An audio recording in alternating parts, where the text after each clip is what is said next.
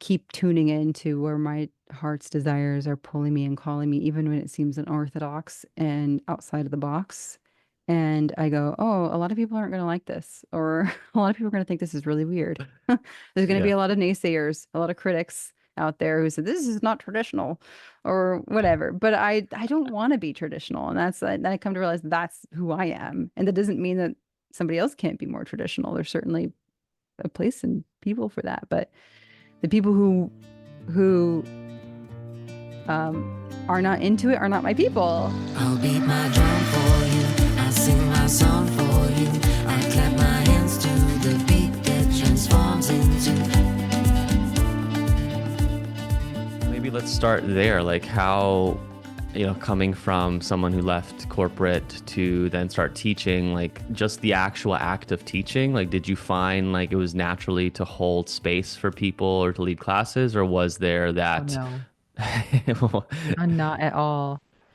Funny enough, because I was working at Microsoft for a number of years, and um I was given this, we had this big roast in our office, this big advertising team. And so they like to just pull pranks on one another. And so they did this kind of mini roast thing, and they gave me an award in front of the whole team and roasted me for being Miss Invisible because I was always afraid to like raise my hand and speak up in a meeting or chime in because I had this big fear of public speaking in front of a large group of people. If there was more than three people in the room, with their eyeballs looking at me, I had heart palpitations and my voice was shaky. And I was really insecure about speaking up in front of a group of people. So it was so against my nature to enter into teaching meditation for people. In fact, it took me quite a while of knowing that this was my calling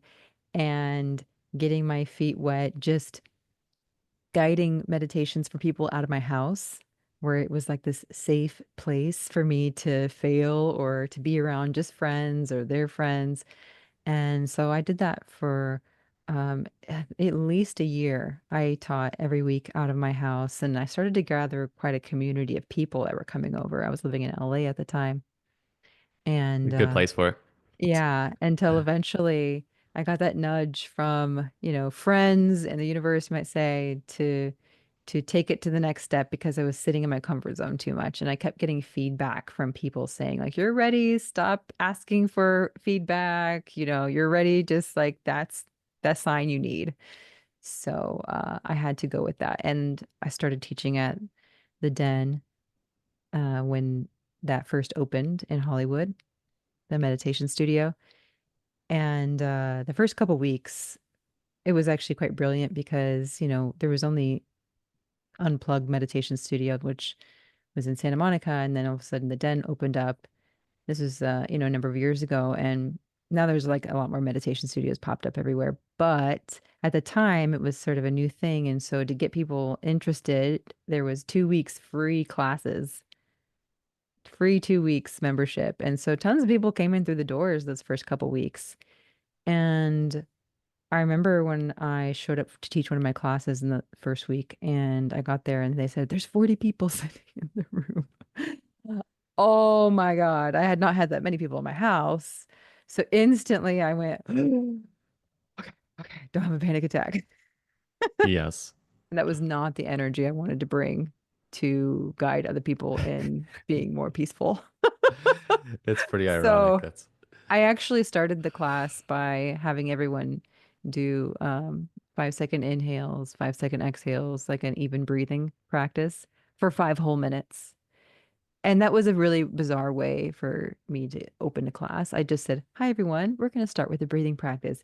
We're going to inhale for 5 and exhale for 5. And I just did that. Literally, I just started them in a practice right away. And everyone was kind of like, whoa, we just jumped right in. There was like no introduction. But I wasn't doing it for them. I was doing it for me. yeah. Because I was so nervous that by the time 5 minutes was up, everyone's eyes were closed. They were kind of in this chill spot. And then I felt comfortable to actually say, okay, my name is Leah. We're going to do this practice here together now. Da, da, da.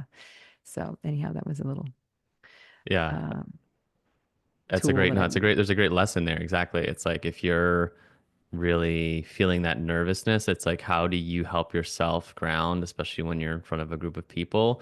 And the great thing about meditation versus other public speaking is that we get to tell people or invite people to close their eyes and we can take space. We don't have to feel like we always have to fill time. So I found sometimes just, hey, let's all just pause together. We can resettle versus, oh my gosh, people's eyes are open and they're going to be looking at me the entire time. So there is like it Yeah. is a good way to like practice holding space in that way. And then I also, working at those studios was really great. I started working at Unplug shortly after. And there was always this one man that kept coming back to my class. Wonderful man, uh, longtime meditator. And he always sat in the same spot in the very back of the class, in the very center. And hands down, every time I would close my eyes for a little bit to just be in that like kind of unified space with everyone. And then I'd open my eyes to just check on the room. And sure enough, every time he's staring right at me in the middle of the meditation. And it really threw me off in the beginning. I was a bit jarred by that. I was like, and because it was a intensity to this, there was no breaking of the stare. And and then I realized he was in his meditation. He wasn't even really looking at me. He just happened to be someone that never meditated with his eyes closed, but he was going Cool. just as deep as everyone else. And over the years, I've found that I enjoy meditating with my eyes open quite a bit too, especially if I'm in a beautiful surrounding. Like I live here in Bali, so my backyard is a beautiful surrounding, and I like to spend a lot of time with my eyes open, just taking in the field of space. And then eventually, when I do feel ready to, I just close my eyes. But that could come minutes later. And so, yeah, um, that inspired me seeing that man do that. And since I've learned that many people are that way, so I guess we have to get used to it. Someone looking at us potentially, even when we are That teachers. sounds so jarring. So let's get granular here with because this is meditation teachers listening. Hmm. How did you structure your classes back then? And how has that changed over the years, if any? Maybe it's still very similar. And then I know I talk to people differently all the time. Some people, I personally like to close my eyes when I'm guiding because it helps me really get into it and connect. And there's almost like this emotionality that I feel can be transmitted if I'm really in it. I know, I think we know a mutual friend, David Gandelman. He teaches to he keeps his eyes open when teaching meditation, and this is like the art. It's like there's got to find your own style in it. So yeah, curious anything just how your how you structure classes, how it's changed, and just any kind of nitty gritty that might be helpful for people to just hear how you do it. Right. So the first couple years that I was teaching, I followed a formula. And in fact, I used to really map out and plan my meditations beforehand, down to like what all of my talking points would be. I was like that person in college too that always made the study guides, but I had Me little too. note cards, like I had flashcards. And I had like, I would love to say no shame about it, but there was a little shame to be honest.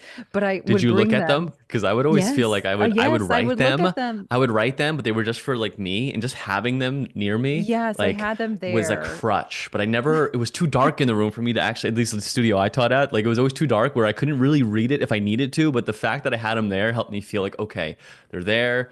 But I would find myself rarely ever being like, oh my gosh, where are we going? Well, I did look at them often because if nerves were getting the best of me, uh, I try not to look at them if I was doing an introduction and people had their eyes open looking at me. But if I was in the middle of a meditation, and there was some times like that first year teaching public classes that I would get a little nervous sometimes and I'd forget where I was going with it because that just happened to me sometimes when I'd get nervous, like I'd get kind of stuck. And so I Totally. always had them to look back at and remember, okay, this is where I was going to go with it. And eventually I didn't need to rely on those cards anymore. And now I don't use anything unless I'm trying something brand new for the first time. I might do a little bit of that preparatory work again. But for the most part, now I go up and teach a class and I just don't even know half the time what's going to come out of my mouth until it is coming out. But in the beginning, it was very deliberate for years. And I I was very, I feel very fortunate that I had some mentors along the way in the beginning um, that taught me that as a new teacher, our tendency either is to talk really fast or to say too much. And so I would usually keep my introductions uh about 5 minutes, 7 minutes max, but typically 5 minutes or so. Enough time to introduce myself, um, give them information about what we're going to do. So there was this inform and inspire formula. Inform them of what they're going to do because maybe half the people are that kind of person where they need the information about what we're about to do so that they can feel relaxed and going into it, right? Because if there's an uncertainty about what it's going to happen, they might be a little on edge or a little uncomfortable in their nervous system. And so just giving them the information makes them feel a little bit like, okay, I'm prepared. I know what's going to happen. And I know what's going to happen if, so that inform would also include like what to do when your thoughts show up. Just a really brief statement about that. It took me years to learn how to had brevity in that statement, but um, and what to do, if like to just let them know, if this is a particularly sleepy class and you're snoring, I'm going to come up and give you a little tap on your shoulder or your foot or something like that, just to give people preparation for what to expect and what could happen. And then the inspiration part of like why this practice is meaningful to me, how it's perhaps helped me in my life, and not going too deep into my stories, but giving just enough to be on the same level playing field. And I think that's also important as a teacher to not, I don't like to come into my classes with this I'm the guru and I'm fixed of all my defects of character and thank God I'm overcome everything and I'm this enlightened being now. And I just cannot stand that. And it's just not true. So I always like to just come from a really humble place to say like this has been helping me in my own anxiety over the years, or this has helped me through a really rough spot when there was a lot of uncertainty. And, just keeping it something simple like that and vulnerable, I think really gives people the ability to see themselves and to be inspired by um, really giving it their all in this practice and and seeing how important it might be for them. So I think that that's a lot of people don't care about the information and they just care about being inspired. So I would try to keep my introductions to that, inform and inspire. And And then I follow this formula still in my classes. And now it's just sort of how I teach, and I don't even think about it as a formula, but I spend a good amount of time transitioning people in that warm up of getting people relaxed in their nervous system, comfortable, releasing tension, seeing all the, thoughts and sensations and sounds that are going to arise and being at a certain level of welcoming with all those things. Like that's a strong um, aspect of my classes is really getting people there. Like I have an hour long class that I teach now, and I'd say we start to get really into the heart and meat of the meditation at about 25 minutes into the class because I spent the whole first part, 7 minutes of introduction and then about 10 to 15 minutes maybe of just warming them up and getting them really in the zone before we dive into like the heart of the visualization, for example. Of course, that just depends on the style of class you're teaching, but I think that in the length of the class and the length of the meditation, right? Not everybody's teaching a 1 hour meditation. Many of the classes or meditations are going to be 15 minutes or they're going to be 20 or 30 max. And so you'll have to adjust accordingly. But I think giving a couple minutes is always really helpful. Like if it is a 15-minute meditation, I like to spend like 2 to 3 minutes just getting them in that welcoming space and relaxed space before I give them the core technique. And then I have to really be mindful about how much I'm speaking. I would literally tell myself in the beginning, shut up to myself and just make myself, I would literally look at the clock.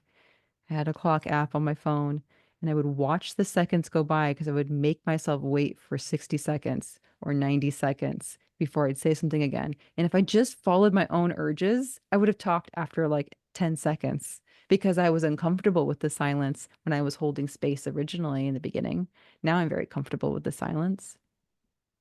But still, sometimes when I can see that there's some people that might be restless or fidgety, the tendency is to want to give them something vocally to help soothe them. So I have to catch myself when I get into that sort of caretaking energy and remember that people crave the silence. So I think the art of what comes over many years and repetitions of teaching is really learning how to say things with less words.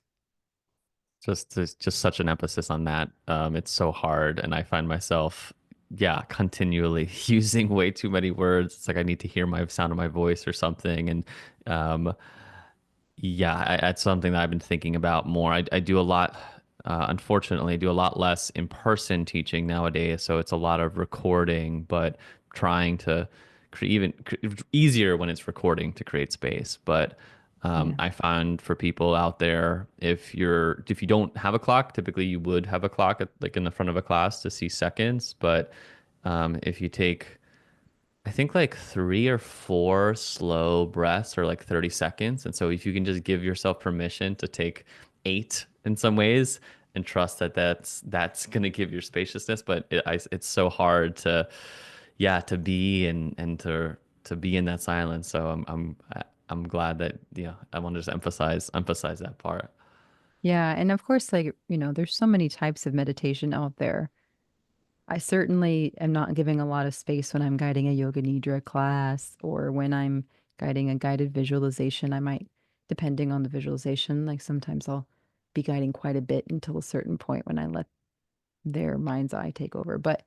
Um, but no, if I was teaching a mantra class or a mindfulness practice, or even like a loving kindness practice or any number of different styles, I would want to give a lot more space. And so I think it really depends on the type of class you're teaching too. Like what is the technique? What is the goal?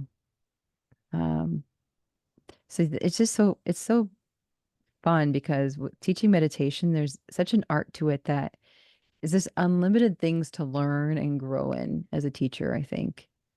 I was thinking about that today when I was teaching a class, how when I first started teaching, just the way that I would say something was very different than how I do now.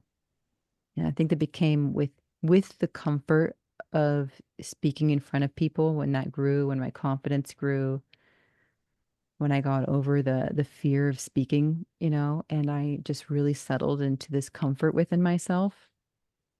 I noticed that my volume and the power of me speaking is stronger.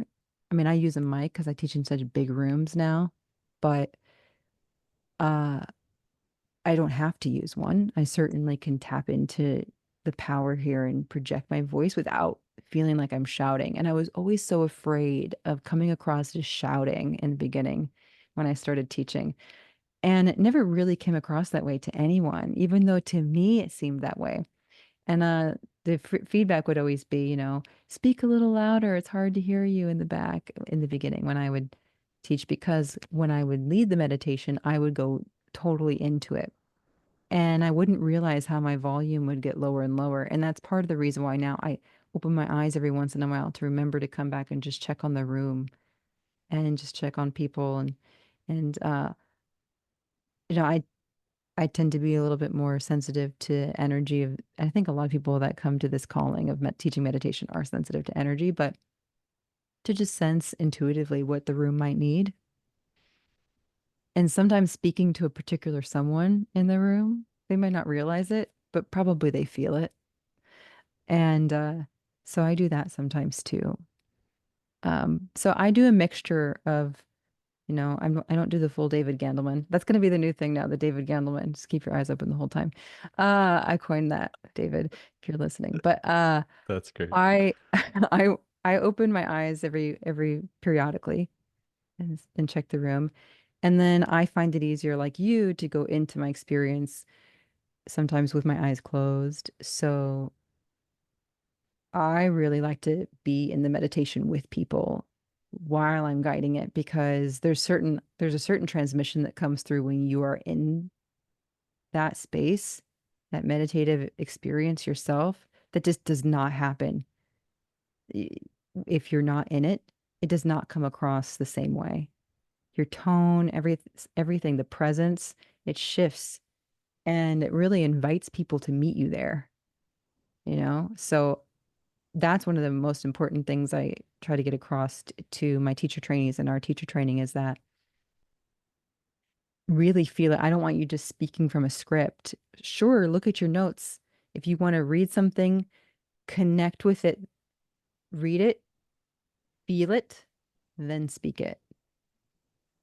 Don't just read. Like, don't just spout out a bunch of words at people. Feel what you're saying and make it definitive statements, not questions. Have people raise their voice then like a question? Close your eyes Yeah, and feel your exactly. body. Feel. Yeah. Uh, if you like, you can bring your attention here. No, no, bring your attention to your heart. What is There's your just, thought? This is there's such a difference there. this is something that I've been doing a lot more. I'm curious your thoughts on it, and because in some ways it's kind of would be a more trauma informed way to use the invite versus like do this. And I know in the beginning, I was, I want you to, I've kind of tried to bring in a little bit more invite, but sometimes there's just something to the energy of like, do this, or I want you to do this, even if it seems like controlling. I'm curious, as someone who's teaching teachers, is this something that you talk about, or how do you think of like the invite, I invite you to do this versus just do this? Hmm. I suppose this comes down to what your personal experience is with it. And I suppose there are times when it feels appropriate for me when I hear someone inviting me into it versus just, um, I don't even know if I need to necessarily invite somebody with the language as much as with my tone. Hmm.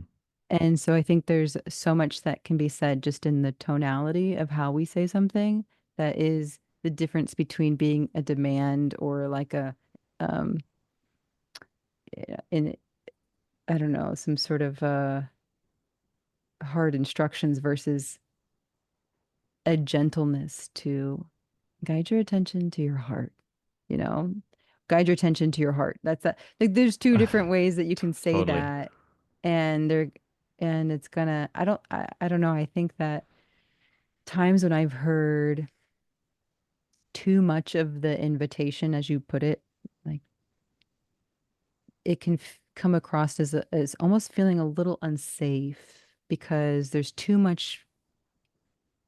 It's right. That sounds like a contradiction, right? Because to me, there's like, is this too many options, and I don't feel as held Hmm. in this very like held by the teacher. Like the teacher knows where to guide me, and they're holding my hand and holding me there.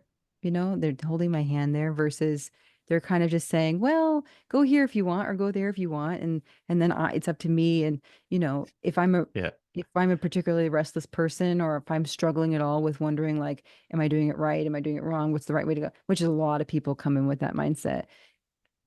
I think there might be a little bit of insecurity about not just feeling the strength in I've got your hand, follow me.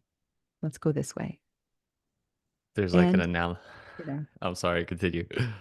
yeah, I think it also in the beginning, it might be something in the beginning that is said that says, at any time you can always come back to this inner resource or this resting place of comfort anytime you need, to give people that sort of out if something doesn't resonate for them or if they're, you know, not particularly connected to where you're going. Or if they need to find like, Um, hey, is this, yeah, if this is feeling kind of unsafe, if you're not into kind of where we're leading, know that you always have the power to like, hey, I'm just gonna actually just be with my breath or whatnot. Not that you're gonna take them into like the most intense things. Maybe sometimes you might go into some more intense things, but in you hearing you talk about it, the image of like if you were to invite people over for dinner. And basically, I mean, you did invite these people in some ways. They said yes to showing up to your class. It's not like you would always, if someone was at your house for dinner, you wouldn't continue to say, "Hey, I invite you to eat this food." Like if you kept saying that language, I think people, I think they would be a little weird. Like I'm already here. Yeah, tell me to, why you keep using this? I've said yes to this invitation, and I'm wondering if, because I would always say I want, and I'm maybe even thinking of maybe that's even not necessary to say like I want you to go ahead and envision this, or I want you to, or I'd like you to. I love I that we're getting never so in the bring up weeds here. myself. I never bring up myself in the meditations I guide because I always think of it like I want to be sort of this invisible presence, like Mm, almost as though I'm here, I'm solidly here guiding them, but it's almost as though I'm also not existing because I want them to be so in their experience that they're not even thinking about me as totally. Leah, the teacher, an individual. They're so in their experience. It's almost like my voice has become their voice. Got So it. to, if that makes any sense. So that's kind of how I always go into. So I usually don't ever come back to reminding them that there's another person here guiding them or making them conscious and aware of me. Like so Fascinating. that's just personal style though. Totally. Um, but so I keep it on the you like when I'm doing a meditation, like notice where you feel these sensations, So you wouldn't like experience add your in, body, experiencing your body and the world as made up of vibrating particles or whatever I'm going into. I typically don't ever refer to like, I'd like you to do this, whereas it's just more of a now notice this or see if you can extend your awareness to this part of your body. So there's a little bit of a suggestion of like, see if it's possible for you to notice this. I don't know. That's just my style though, but it doesn't yeah, mean it's right or wrong. of course. No, Uh, I love it. the way I think about it, my own brain. So let continue us in the journey. So you're in this, let's say this hour class. Like, what's the last piece? What are you leaving space afterwards? Are you asking questions? Are people having conversations? Um, just to yeah wrap up the full class. Yeah, I give people a few minutes of transition time out of the meditation, and then I always give a pause. Whatever the closing is that I do, it just depends. I might leave them with a nice quote to reflect upon, or a moment of gratitude and appreciation about something, or putting a hand somewhere in their body that needs it. Just this moment of closure. And then I let them have a pause. I welcome them back. I say, when you're ready to open your eyes, welcome back. And then I thank them for showing up for themselves. And I remind them my name is Leah. If you have any questions or you want to share an experience, I'll be hanging out for a few minutes. You can come find me over in the lobby or wherever.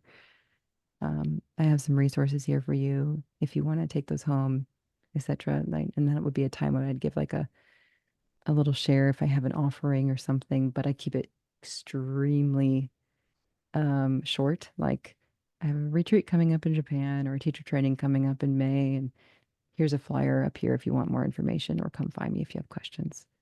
I keep it so minimal and I do not do lectures afterwards because I want to respect the fact that people might be in a shifted state of consciousness at that point, and it's not the time for me to be giving them more lectures. Even if I forgot to say something really important in the beginning of the introduction, I just have to bite it. I have to just swallow it and just say, this is not about me anymore. This is about giving them their space. And I never come up to people and say, how was it for you? Or how are you feeling? Because, some people might be so in an experience, they just need to process what they just experienced. And they might just like walk out of the door like a zombie or, even forget their shoes or whatever in state of mind or body they're in. I have to respect that. And so in the beginning, I kind of take it personally because like I wouldn't get very much feedback and I wouldn't know how people were doing. But I actually realized later on that that was a pretty good sign, that certainly there'll be people that come up and say thank you. But I don't want to pry into the experience because they might not still be aware of like what just happened for them. And so I give them the opportunity to share with me if they'd like. If you have questions or want to share an experience, I'll be over here. Come find me. And the people that want to find me will find me. And the people that are in their experience will. And I don't take it personally. And it took me some time to learn to not take that personally, or not take it personally if somebody gets up and walks out of the room in the middle of a meditation. I have no idea why they may be doing that. Maybe they have irritable bowel syndrome. You just never know what's going on for that person. And so I had to learn to not take those things personally too, which can hit at your self-esteem a little bit when you're a new teacher and you're nervous about making a good experience for people. But yeah, so that's Totally. how I do Getting it. that validation is like, yes, but someone just say this was good, so I could be okay, but that's our own stuff. And then accepting the constructive feedback that you get sometimes, because I've certainly got many of that over the years, and What's one that checking my stands ego out? when I get bristly, or when I feel defensive, or and just remembering that not everybody's judgments are necessarily based in the truth. Sometimes it's a bias or it's their own projections, and sometimes it is something I have to look at and go, is there a room for opportunity for growth here for me? And sometimes there is, and I have to just really check that and go, okay, I can reframe this as an opportunity for growth instead of, a rejection or a criticism, and not take it so much to heart. So I, there's part of me that wants to like ask about that. Like I was like, what are the questions? Maybe that's helpful to for people to hear, or the concept, the feedback. Yeah, maybe let's just go with that. What's one of those? Because just to see someone like you who's been doing this for a long time get these sort of things can maybe give permission for people. Oh, when I get that sort of criticism, I can just be like, yeah, okay, yeah, I can either take it or I can. Is there truth in here? Is it just this person? Is there an example that sticks out? Yeah. Like I said earlier, someone saying they couldn't hear me very well. Recently I led a retreat, and this is after 10 years of teaching, mind you. And I led a retreat, and there was two women on my retreat who were hard of hearing. And neither of them had hearing aids, but both of them admitted to me that they probably should have hearing aids because their hearing is that poor. But they're kind of in this state of like, I don't need one. I'm going to try to go around it. And so I found I was in a really difficult position to try to enunciate my words in a way that I never had even thought about before, doing it for someone with hearing impaired. And so we had to find, like, I had to accept the feedback that she was telling me that I was mumbling and she couldn't understand me. And then I'm sitting here thinking, was I really mumbling? I can't believe that I was mumbling. Like I can't believe that that would be the case. But in her perspective, I was, because that's what it sounded like to her. So I remember it was her experience that she's sharing with me, not what necessarily was the truth for everyone else. And so, but I realized, okay, there's an opportunity for me here to, instead of, being defensive or saying, they just gonna have to deal with it because this is how I teach. I was like, okay, let's find a situation that will work. Can you come sit up next to me? Maybe we can try with a mic. Maybe we can try without a mic. Maybe we can try with me projecting. Maybe we can try all these different scenarios. After like a few classes, we finally figured out what was going to work. And then we all felt really great, and they felt seen and heard. Especially I felt heard, and that was beautiful. Um, there was another time, for example, when I was teaching a yoga nidra class, and a woman came up to me pretty irritated at the end of class and said to me that I was not teaching it exactly like Swami Satyananda Saraswati teaches it. And this, of course, is the um, person who coined the term Yoga Nidra, who came up with this practice. And I know the whole story, but she was like pretty evangelical about you sticking it to the very, like, you need to go word for word what he says, and do not go off of that. And any other thing is not really Yoga Nidra. I, of course, have a different belief. And so I had to kind of hear her words, and I remember saying something like, "Well, there's other artistic ways you can do yoga nidra," and she was like, "No, mm-mm. That's not true." So I had to go, okay, this is not going to go very far because she's not going to convince me. I'm not going to convince her. All I can do in this moment is just say, "Well, thank you for your feedback. I will certainly consider it. I appreciate you telling me." And that's just what I've learned to say in those instances where I know that it's just literally an opinion that they have that's a really strong opinion sometimes, and I may know otherwise or believe otherwise, and yet it's not worth my energy or the time to be in a battle with somebody about it. So I'd rather just say thank you for your feedback. I will certainly consider it. And people who have strong opinions tend to be sometimes the loudest, unfortunately, Yeah. in their Or other proclamation of the. teachers. I've had other teachers come to my class and they have their own particular style and way of approaching something. And if I do it quite different from them, I've seen in the past some teachers get very irritated by that or feel like this is a chance for them to come up and school me after on how I could be doing this better or Oh differently. boy, that's a hard I've one to certainly had some of navigate. those folks, but then I've had a lot of other great teachers come in and absolutely love and encourage me and, uplift me for what I'm doing. So I know that everybody has their days and who knows what's going on in their life at that time. And so again, I have to just go, okay, just because they're a teacher doesn't necessarily mean their opinions have more weight and value than mine. But is there something that they're saying? Is there any thread of truth within what they're saying that I could consider? You know, like one time I was leading a mindfulness class, and in the very beginning, I just had people kind of just stretch a few times and just mindfully move their body in a circle for a minute and then slowly come to center. And he did not like that at all because he said there should be absolutely no movement in mindfulness classes. And I said, okay, well, um, we can agree to disagree here. So you could just like, have you But taken MBSR class? Like, what are you talking about? right. So yeah, I think it's just finding a dignified way to accept things and also, I've never really had someone get to the point where they're really crossing my boundary so much. But if that was to happen, I also know that like it's important for to not just be a doormat either for someone if they're, if it's coming across as very negative or very critical in a way that, there's a time to say, thank you. I'm going to have to put a pause to this conversation for now. I'm not in a place to accept it, but I really, um, yeah, will consider and have a great night. Or, you know, um, I just haven't had that kind of situation arise really, but that's probably how I'd approach it.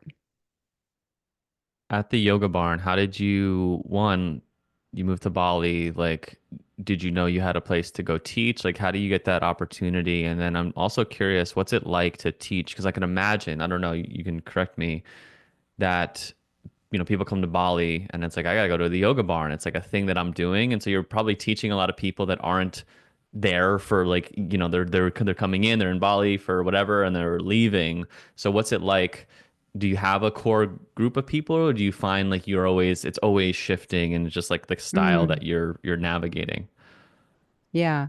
So I'll start with your first question. I did not have a job set up for me when I came to Bali. It was certainly on the hopes and dreams of creating one. And there was a big risk involved in that because I was stepping away from teaching at three meditation studios in Los Angeles that I'd spent some time building up my classes and student base. And then my husband also, well, he wasn't my husband at the time, he was my boyfriend at the time. He had just been named the number one yoga teacher in Los Angeles. So he had spent years building up his classes too. And so for both of us to just kind of take a leap off the cliff and go to Bali, hoping that we'd get hired somewhere, um, was a bit of a risky thing to do, but we both knew that we were ambitious and resourceful and that we had good teachers and that we had a good practice and that we could make it happen. If anybody could make it happen, we could make it happen. So we kind of came to Bali with that intention, and he ended up getting a job with Yoga Barn first because about 8 years ago when we moved here, there was a lot more interest in yoga than there was meditation. Still is, but there was already a meditation teacher there, and they didn't see the need for much more meditation, to be honest. And they said that to me. They're like, well, we'll keep you on the wait list of teachers that are interested in teaching here, but we don't really have a strong interest in meditation yet. So if that changes, we'll let you know. And certainly did change. As you know, meditation has become so much more of a global thing now. So very quickly, within about a year and a half of me living here, then they were ready to hire me. But that was a year and a half of a lot of uncertainty. And I ended up picking up some jobs remotely, doing marketing and things for companies. It wasn't my dream. It was something to help get me by. So I didn't go through all my savings and just keep me afloat financially while I was like being persistent about wanting to work specifically at the yoga barn. And yeah, eventually they did hire me, and that was a huge relief that I just learned to be persistent. And they never gave me a no. They never said no. They said maybe. We'll see. We'll let you know. And so I kept knocking at the door. I kept knocking at the door. I showed up to as many classes as possible. I was always there. I was always showing my face. I was always going to different teachers' classes. I was emailing like once a month.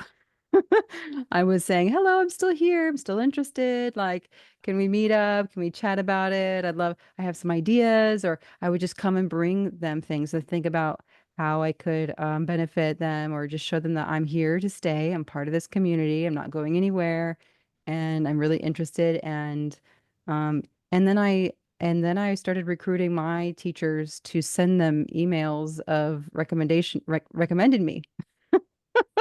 So I have some really great teachers, Dr. Lauren Roche, Camille Maureen, Mark Whitwell, some people whose names that they recognized in this world of meditation and yoga. And so getting personal letters from them recommending me and saying, "Hey, you should hire this woman," was really helpful, I think, to get my foot in the door finally, to kind of set apart from all the other thousands of people emailing them and trying to get jobs there.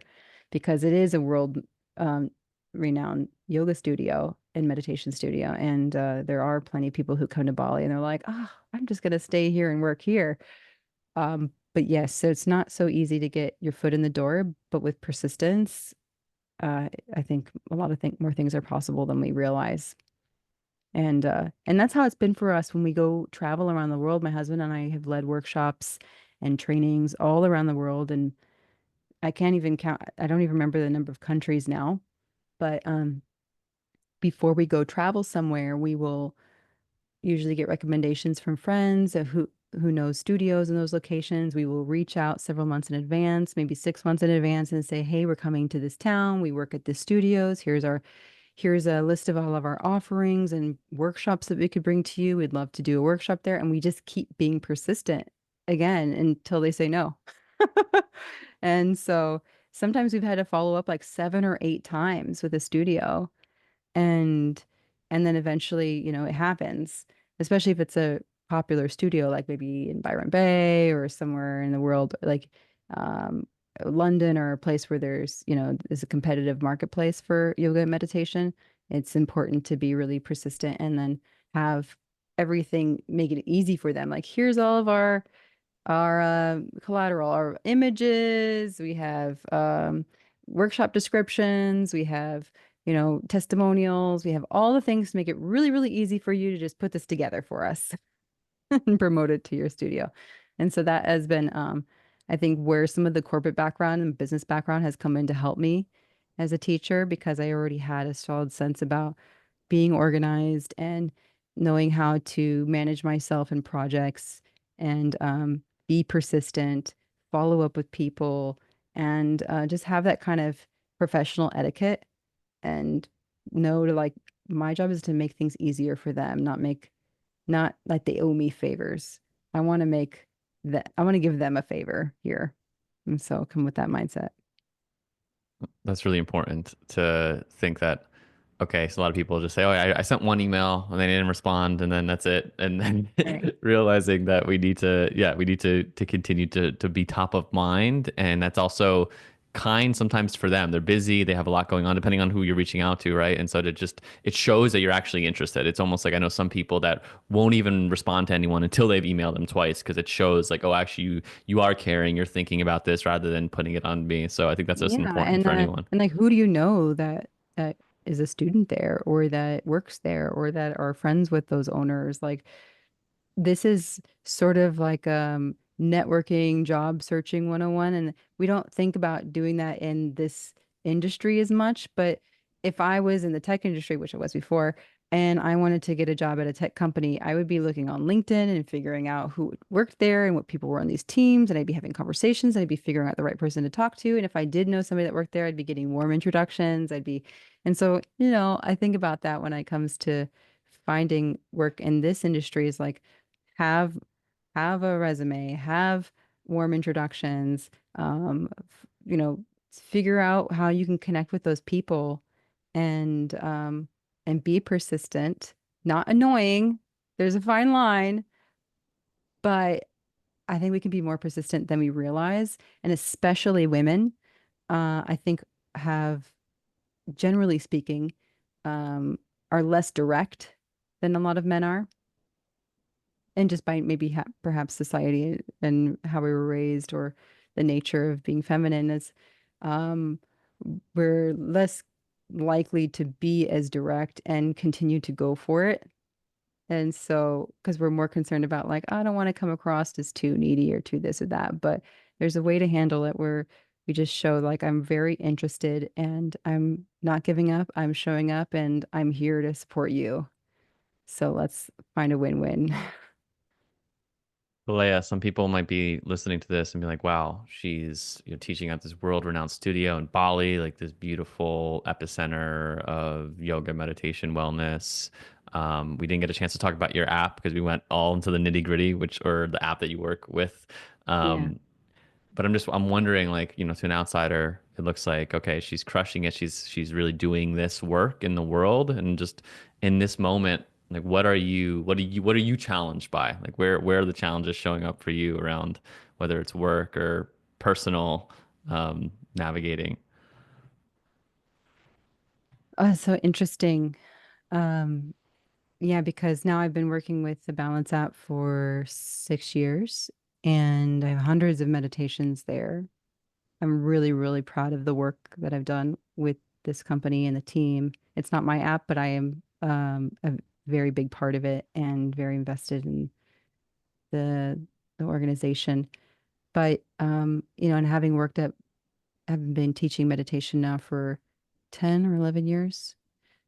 I I have been noticing more and more within me this shift. I think it might be that I just turned 40. I'm a mother now. I'm going through changes in my own life. When I started this path of being a teacher, I was just about to turn 30 and I was in kind of a different space mentally, physically, energetically, and now there's a certain degree of like comfort with what I'm doing, but there was a point where I was feeling a little, I want to say uninspired, but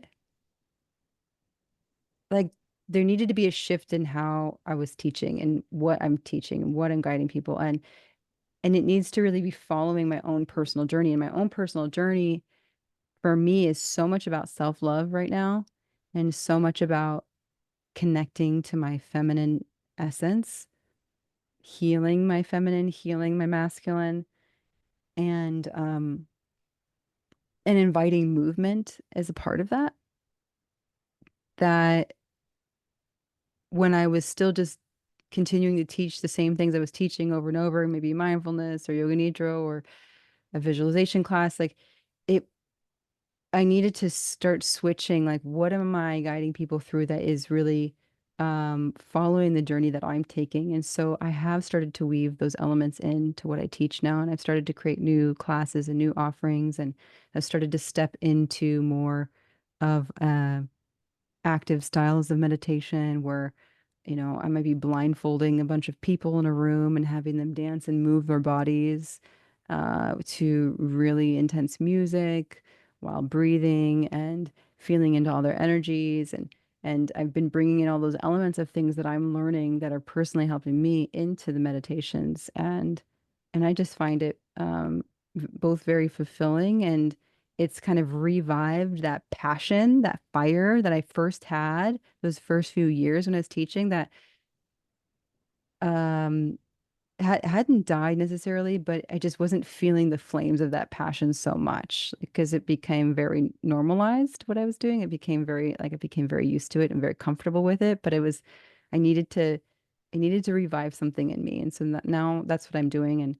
Um and so this is where I think it's becoming, this very art form of weaving in the elements that are so powerful for me into what I'm teaching others, and always continuing to grow. Like I'm becoming much more interested in learning dance and DJing and art, and figuring out how can all these elements interplay with meditation, and then in that it's like I think that's really authentically finding like me and being able to deliver something unique to people that is just really truly authentically me.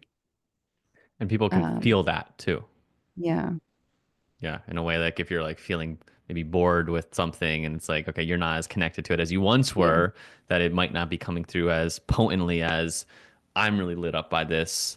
And so it's going to yeah. come through, which, yeah, as And a we go. lot of these things are not things that I can translate into a guided meditation on an app or a recording. So a lot of the stuff that I do is like it's very in person and experiential, and yeah. So, but it's exciting for me, and I think it keeps coming back to like keep tuning into where my heart's desires are pulling me and calling me, even when it seems unorthodox and outside of the box. And I go, oh, a lot of people aren't going to like this, or a lot of people are going to think this is really weird. There's going to be Yeah. a lot of naysayers, a lot of critics out there who said this is not traditional or whatever. But I don't want to be traditional. And then I come to realize that's who I am. And that doesn't mean that somebody else can't be more traditional. There's certainly a place and people for that. But the people who um are not into it are not my people to guide. There's going to be people who absolutely love and find refreshing and like resonate with a whole body yes to what I bring if I'm being following my true authentic voice and yeah, and calling. So this is where things are going for me now that I've found that, I've built and established a career in this field. And if I stopped right now, I would feel very fulfilled with all the people that I've helped, and how much it's helped the people that I care about in my life. So now I get to go, what does Leah's heart need for her? And just jump in and go there. Like take that risk again. There was the risk of going to Bali. Now there's the risk of like, what if I just really dive out and do something really out of the box with the way that I teach? And and it might change my whole audience, but that's all right because that's kind of the shift where I'm at right now in my life. And so I don't know where I'm going with this exactly, but Well, maybe inspiring someone to do the step outside of the box if that's your thing. I hope it is. I mean, you're speaking to the essence of this podcast in the art, right? Of like, hey, I see this as an art. Some people are not going to see it as an art. They might see it as you follow this lineage, you do it like this, and that's like you said. There's people like that, but it sounds like you resonate with the artistry and your expression of it being following your art. And art and creativity don't have rules, right? We get to we make it up in a unique way and take our learnings, take our teachings that we've come to it and trust that it's not going to be for everyone. And yay for that. So thanks for being an inspiration of doing that and all the work that you're up to. Where can people follow along? Feel free to share meditation retreats, trainings you have coming up on here too, for people that Yeah, maybe are like, I want to go deeper and be in this new artistry sure. with you. I will tell you that. And first, let me just answer the last question you had for me, which I never got to answer, but it is, do I have regulars that come to my classes? Yes, I do. But I have so many tourists that come through that every single class, there's at least half the class are new faces that I've never seen before, and I may never see again.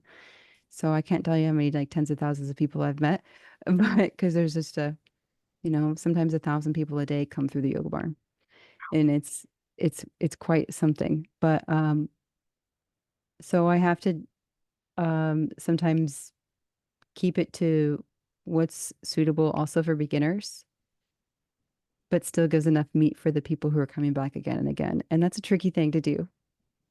And so, I find like I create little really specialized classes and experiences there. And